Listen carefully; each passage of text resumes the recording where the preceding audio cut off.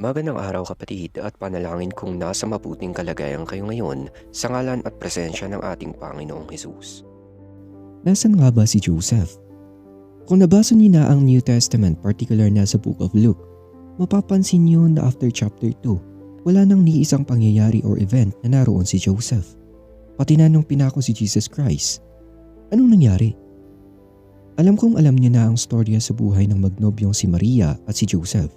Mula sa pagbubuntis ni Maria hanggang sa panganganak at pagpapalaki kay Jesus Christ ay naroroon si Joseph na kasakasama ni Maria.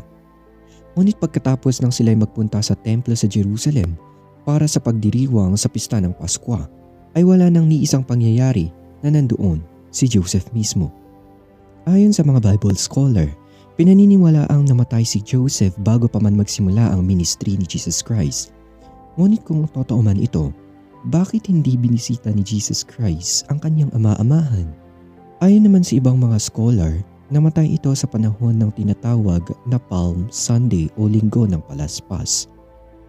Hindi natin nasisiguro kung kailan ito namatay, ngunit isang bagay ang natitiyak natin ngayon. Wala na nga si Joseph at biyuda si Maria. Mas tumibay pa ang pahayag sa John chapter 19 verse 25 to 27 na ang sinasabi ay ganito. Ang mga bagay ngang ito ay ginawa ng mga kawal.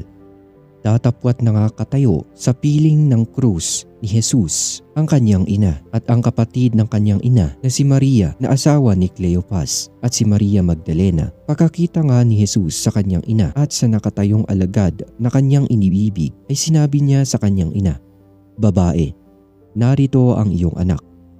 Nang magkagayoy sinabi niya sa kanyang mga alagad, "Narito ang iyong ina." At buhat ng oras na yaon ay tinanggap siya ng alagad sa kaniyang sariling tahanan.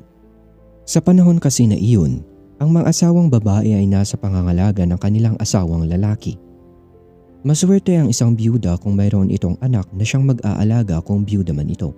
Sa verse na nabasa natin, mas lalo lang nitong pinatibay na talagang wala na si Joseph. Kaya ang tanong kung nasaan si Joseph sa panahong pagpako sa krus kay Jesus Christ ay nauna na ito sa langit.